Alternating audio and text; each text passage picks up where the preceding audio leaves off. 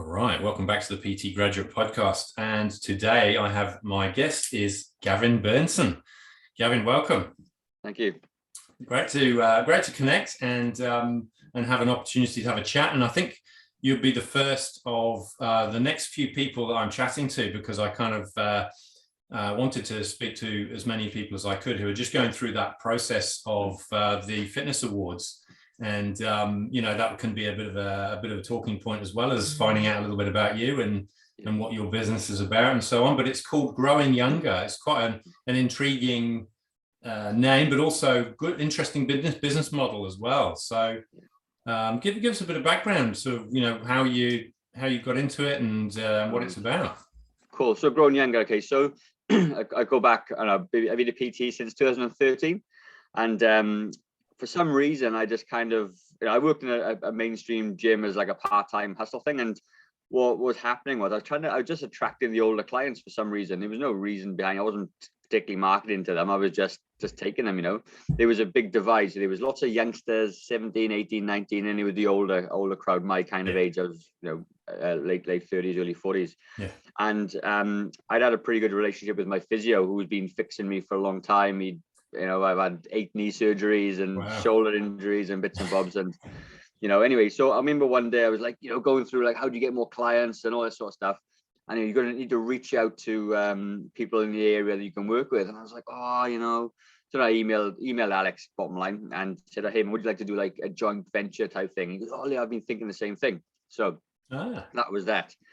So the Growing Younger came from that. A lot of his physio patients within that 40 plus bracket as well. And we kind of having a coffee and well, they need the most help out of everyone. They're the aging population. They're the ones that have the biggest health problems. And we kind of both had a bit of a passion for that as well. It's like, we can make a significant difference in these people, because anyone younger than that, they're usually interested in abs and biceps and things, which is cool. There's nothing wrong with that. You know what I mean? But I think you get a meaningful change of those people. Yeah. So anyway, he was doing his business, like mentoring this side, and they mentioned the over 40 crowds. Why don't you put together a program which does a bit of physio and a bit of PT and everything else and put that together? So the Growing Younger program was born. It was, out of my garage and, in the gym and whatever it was. Yeah. So, and then obviously we thought, we need a place for these people to come now. So then the studio came, and then we said, we need, they want classes, and now they got classes, and then you just layer stuff over the top. And that took us on a journey for the last probably 5 or 6 years. So yeah, it's been good.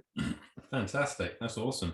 And so you're based in East Auckland, and and majority of your people are in that neighborhood, or have you kind of now, do people start coming to you because you do something quite different? It's interesting, actually. So nearly everyone is in our area, but we got a pretty robust online program, which we don't really sort of market, very well. But we have our clients dotted around New Zealand, to be honest. And at one point we had clients in Samoa and the UK and Australia as well. So we can spread out pretty well. So most of them are local to us. Yeah. That's nice. And so is that online thing, is that just literally the same process that people would go through if they were coming to see you in person? Yeah, pretty much. And like when I first started out, I think, you get dazzled by the online world and how amazing you can do a laptop lifestyle kind of thing.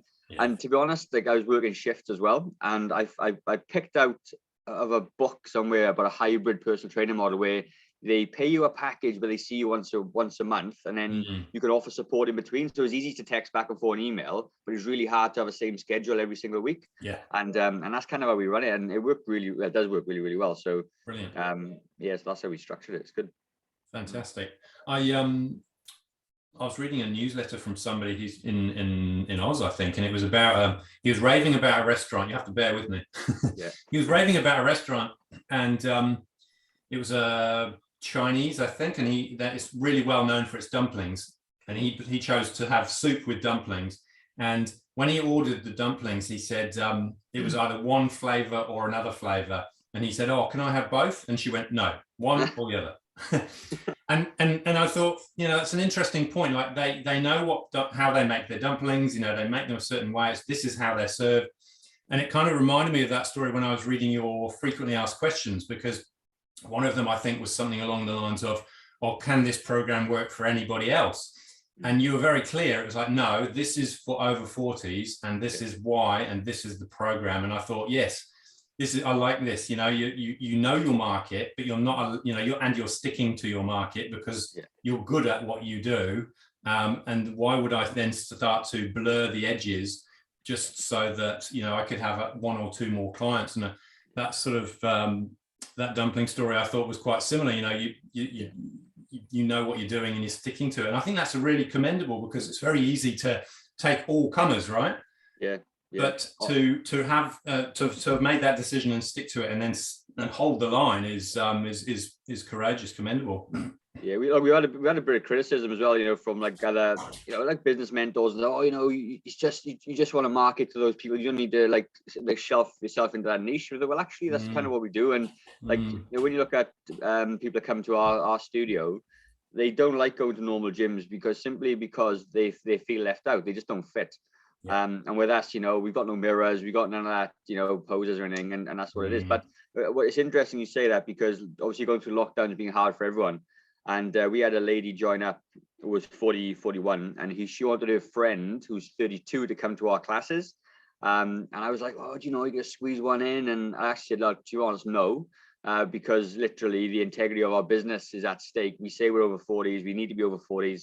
But I do know somebody else that she could go to if you want. And that's kind of how I did it. And she's like, okay, that's fine. You know, there's no, it's all right. Brilliant. Yeah, no, it's a good story. And again, you know, that's you doing the same thing, is sticking to your knitting. And you're right, it is about integrity. And as soon as you say yes to one, then the floodgates are open potentially. And you're diluting the power of that offer so quickly. Yeah. Right. So how does it work with Alex? So he's excuse me. So he's your business partner, who's also the Physio Knight.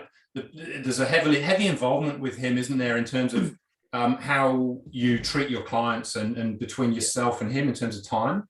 Yeah. So it's because no one really does what we do. It's been really hard to figure out his role, but his role is really important, because like, although he doesn't do PT and nutrition and stuff like that, he doesn't need to, because what we find is a lot of our clients have, you know, I rattle off spinal fusion surgery, knee replacement, shoulder reconstructions, hip replacements, you know, and as PTs, sure, we can give you like hip bridges and glute stuff, but for him to have him there that he can assess. And what he doesn't do, he doesn't charge people for that. It's all part of their program. So if they get injured, he does it, because as a PT, he's not allowed to get people on a retainer every week to do treatment per se. Okay. But he becomes more of an advisor. So they come in, look, Alex, this guy's got this problem, comes in, brilliant. And what he does, he puts a physio program together on a rehabilitation thing. Yeah. And then if they need treatment, then obviously you charge them for treatment, whether it be ACC or privately. So what that does is, it doesn't matter who it is, where they're from, you know, how injured they are. With his input and his investment, we can create programs for everybody, and it's no issues at all. Yeah, and I give an example. This week now, we've had a guy who's been paralyzed from neck down, basically, and he came to us, and we both did a consultation with him. And it's like, he can't move, right? So I wasn't sure what level it was. And Alex said, well, look, you know, maybe we could do some really small stuff, and he's getting some notes and everything else, but it'll be heavy on nutrition sort of thing. So, so that's his role, more an advisor, and then he's there to help if he needs to. So it's good. Yeah. No, it's a clever combination. So you're almost creating a brand new blueprint. If this isn't being done quite the same way by anybody else, you're not, with respect, making it up as you go along. Yeah. Obviously, you've got a model, but you know, it's, if it hasn't been done before, then you're breaking new ground. You're trailblazing. Yeah, that's right, and that's what it seems to be as well, you know. And Alex has always said, you know, where's my role fit in? Like when we talk, I said, well, it does, because everyone comes to you with injury at some point, and like you could outsource it, and you can, but then those other physios don't have the same connection or the passion with our clients that he will have. And you know, it's like trying to build partnerships in the community anyway. People kind of they see that, oh, I get one referral, but they're not really invested in the long-term health.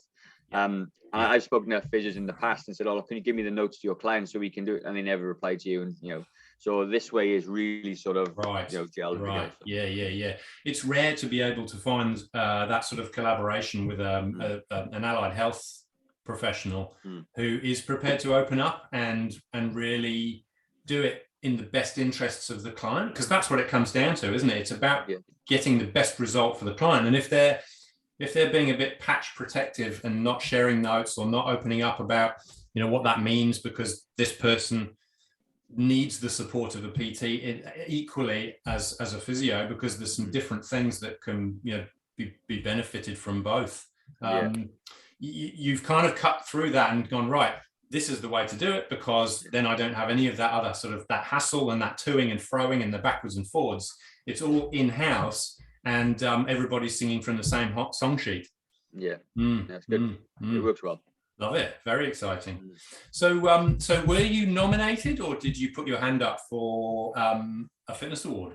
Oh, I wouldn't have done that, to be honest. I was nominated a couple of times. So we're nominated for a PT and then for the outstanding support. So yeah, I mean, I wouldn't have nominated myself. And even last year, when we won an innovation award last year, really? And I got nominated again for PT of the year as well. And I ended up ringing Jules, and I said, "Is this like, you know, is this worth doing? You know, is it?" She goes, "No, you'd be good, and this is what you should do." And anyways, we did it. So nice. I was nominated. Yeah. Brilliant. Yeah, we're all very humble about what we do, aren't we? Like, we're making difference to people's lives every day, but we're not that good at sort of, you know, sort of singing our own praises. You have to be nominated by somebody so you can then go, okay, I'll go through the process. So tell me about the Innovation Award. I'm interested to know more about that. Okay, so obviously the model that we've got with Growing Younger, obviously, I guess, is innovative in the PT rehab space, I suppose, and that's what it was. So like when we put all the notes, you know, it's quite a lot of work to put together for everything, isn't it? And it was just, I think it was the combination of the over 40s. It was the way we structure our training and PT as well, because it's not general one-to-one training, like $60-70 hour model. It's quite different. It's a coaching model. It was the online component as well. So that online component has been really helpful for us, because we were able to transition into lockdowns and out of lockdowns very, very simply, because ultimately what it comes down to is that people need support and accountability and help. They don't necessarily need to be at the gym for that, and you can do it like we're doing now, you know. So I think the whole combination of everything we did, and the physio and everything else, was, and the over 40 thing, we obviously won the award, which is amazing. So yeah, fantastic. Cool. That is pretty damn cool. So you did create this new model, and it's been highly recognized as a result. So good on you. Small and mighty. How was the I guess slightly different, you know, having your business model go through the awards as opposed to yourself in the PT category? How did you find that? So we didn't, well, this year I didn't even get anywhere in the PT category, which is cool. Right. Yeah, so I just got nominated, and then I got stage 2, and then it's gone. Okay. But what I did get to the finals for was the outstanding support award. So that's what I'm actually in there for. So when it comes out, it's good. Yeah. Okay. So is that an individual award or a business award? It's an individual award to a degree, but it's like the way I've written it up. It was a group organization, because like, whereas I'm the PT, I kind of the head trainer, if you like, and I offer support to my trainers and stuff. But also as well, the trainers do a lot of work as well. They do a lot of support, and Alex has a huge amount of support as well, but it's a lot of it's behind the scenes. So therefore I think it's more of a business thing, but it's under my name, if that makes sense. So so when we had a team meeting last week, I was saying, look, we're in this award, my name is on it, but it's very much a collective outstanding support kind of thing. Because I want to make that clear, is, you know, not one person does everything, you know. So anyway, that's so it's good. So you've got a team of other trainers that are there as well, and they sort of fit into that same business model? Yeah, they do. Yeah, that's right. So we've got 2 main personal trainers. We've got we contract a Pilates, yoga, Zumba Gold instructor as well. So we got the whole shebang going on. But the PTs really are the ones that just follow the model that we've done. So we obviously, you know, help them with how I've been doing it until like whatever, and then they just do it. So it's good. Yeah, it fits, and it fits. It's flexible on their lifestyles as well. So that's great. And have you kind of had people come to you referred from other allied health professionals? I mean, where do the leads come from? Nah, not it's really weird actually. We don't get any. So I've tried with I've written letters of doctors and, you know, you name it, like, and no one ever gets back to you. We even run a CrossFit class, all right, for people with prostate cancer, and Wow. and GPs not interested. Not one reply. Nothing at all. So no, we don't really get many referrals in that respect. So all our stuff comes from Facebook marketing, to be honest, and the odd newspaper stuff, you know. Yeah. So just go back a step. So what did you say is a prostate class? Yeah. So what's the name of the company? It is Chris Keenan, exercise is medicine lady down in Christchurch. Yes. Yeah, so she's got a baby called ProsFit, which is men with prostate cancer, which is really cool. You know, and it's all about you know, men with prostate cancer getting fit and healthy again, you know, retraining their bladders, and because a lot of the guys, the prostate cancer guys, are really unhealthy in general anyway, and that's one of the contributing factors, not to say the only factor. Yeah. So they developed something called ProsFit, which means these men come into the gym, they do a little class. They're quite cool actually. Yeah. They come in their like moccasins, you know, and train. It's quite funny. Nice. But yeah, so we've got that going on as well. But like even with that angle, the surgeries and doctors not really that bothered. It's quite funny. Yeah, you think they'd be interested, but yeah. Yeah, absolutely. And so these people are sort of coming off their own back as a result of you promoting it. Yeah, pretty much. Yeah, and I've worked a little bit with green prescription as well, and they're not the ladies who deal with it are amazing, you know what I mean? But they don't gel very well with us, and they go, oh, you know, you're too expensive and we need to really budget stuff. So that's cool, I get that, but at least tell them we're here, you know what I mean? Just tell them, make us aware. And they wouldn't do anything with us until we had a couple of classes running, and you know, now we don't get any referrals from them at all. But yeah, it's quite interesting. We had to do it all ourselves. No one really, you know, gets involved. So it's funny, isn't it? You've got to really plow your own, you know, field, and there seems to be a lack of collaboration or desire to collaborate across. I know Exercise New Zealand is connected with allied health professionals, and we've got a seat at the table there now. But I think there's so much work to be done, really, isn't there, for them to understand the value that we provide. And I think, you know, when there's a cowboy in the industry that, you know, isn't registered and does things pretty averagely, then we're always pushing it against that stuff where, you know, there's some real gems like yourself and your business out there making a huge difference, but it's hard to prove that credibility quickly with a conversation, isn't it? You know, it would take time. Yeah. Yeah, it does. But you know, you sort of do your thing, and I guess, you know, if you do a good job, people will tell other people, and that's how it goes. And that was interesting as well. Like we had some really good like transformations, I suppose, with people that you know, somebody had a heart problem, and you know, he's had the lowest blood pressure at 70 than he's ever had in his adult life, right? You know, and you think the doctors would be like, oh, that's pretty cool. But nah, nothing. It's like, you know, and it's, oh, can you speak to the doctor? Oh, yeah, and no, they're not bothered. And it's just really weird. Yeah, too busy. Being busy.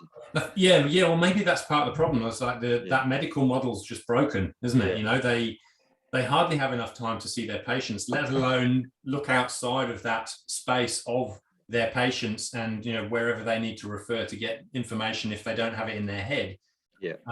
So how the hell are they ever going to build a relationship with people like us to expand the opportunities for their patients? And yet, you know, they can easily refer to specialists. You know, I'll go and see the knee specialist, go and see the shoulder specialist, go and see the gastroenterologist, whoever they've kind of got in their standard network, and that doesn't seem to have expanded beyond that ever. No, it doesn't. I mean, there could be a lot of things behind that as well. Maybe, you know, it's a trust thing. They work with these guys for a long time. They absolutely trust them, because I guess, you know, it would, you know, you think of it from the other side, because it's always important to do that, is that if a you know, a surgeon referred it to a cowboy PT and then they got hurt, you know, his reputation on the line for referring in the first place. So you can do a lot of damage. So I do understand to a degree, but ultimately you've got to still try, you know, you just can't think that way. Everyone's untrustworthy, you know. So yeah, that's exactly right.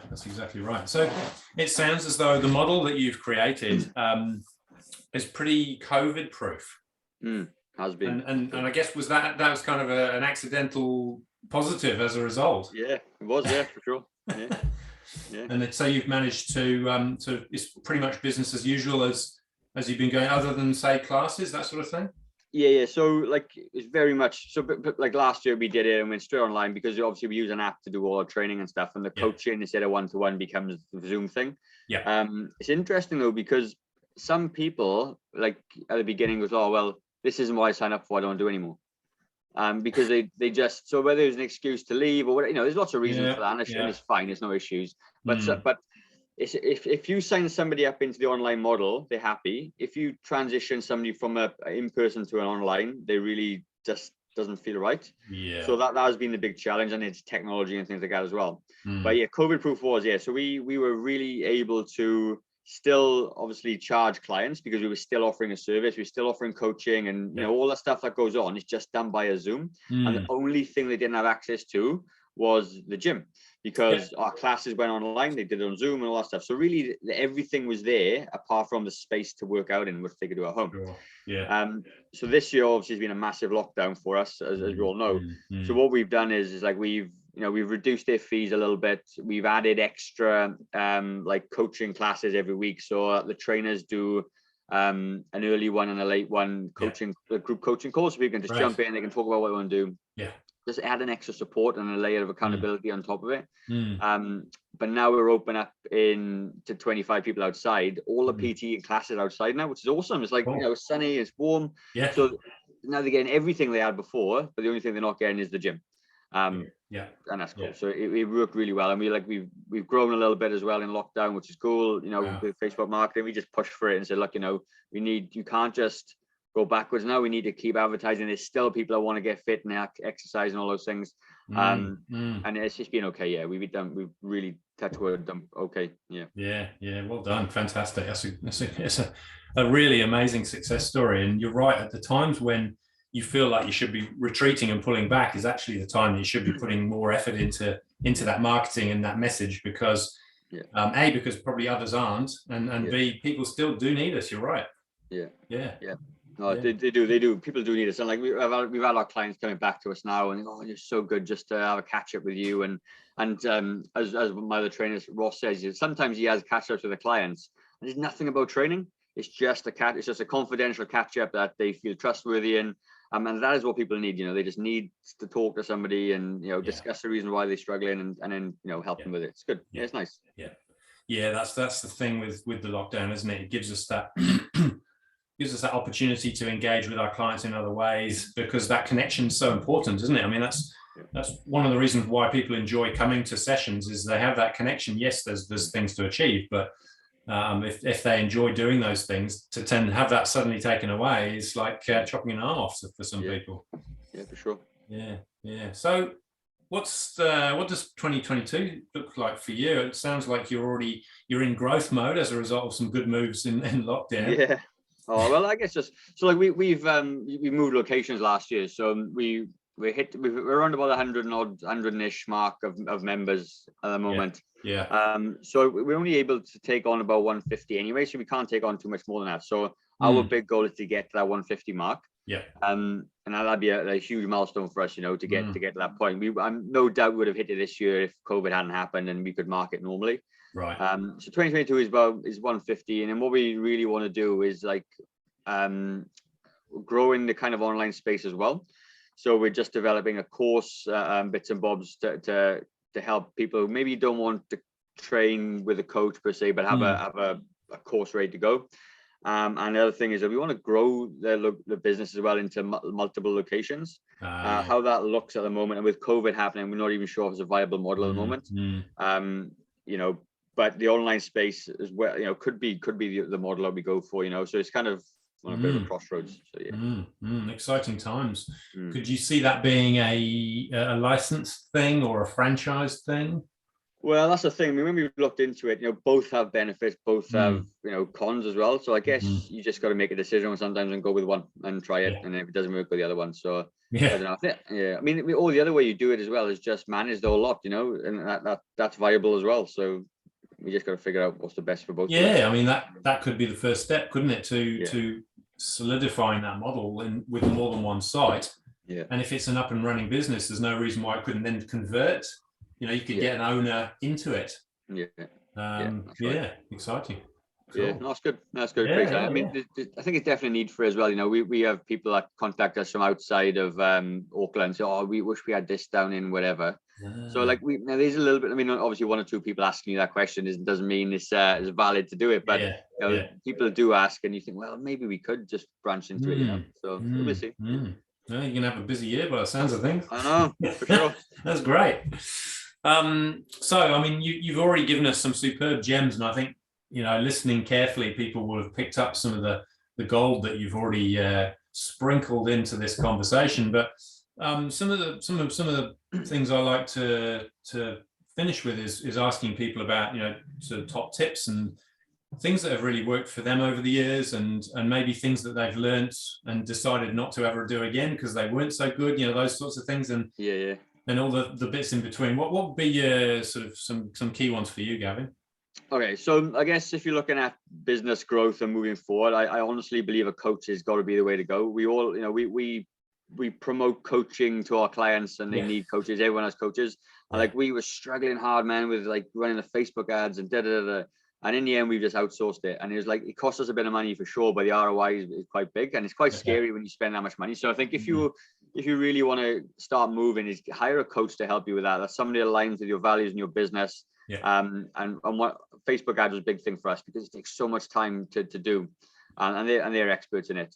So that'll be the business side of things. I think if you're a trainer and you're looking to get, you know, not so much better results, but more connection with your clients, I think it's more have a layer of accountability somewhere.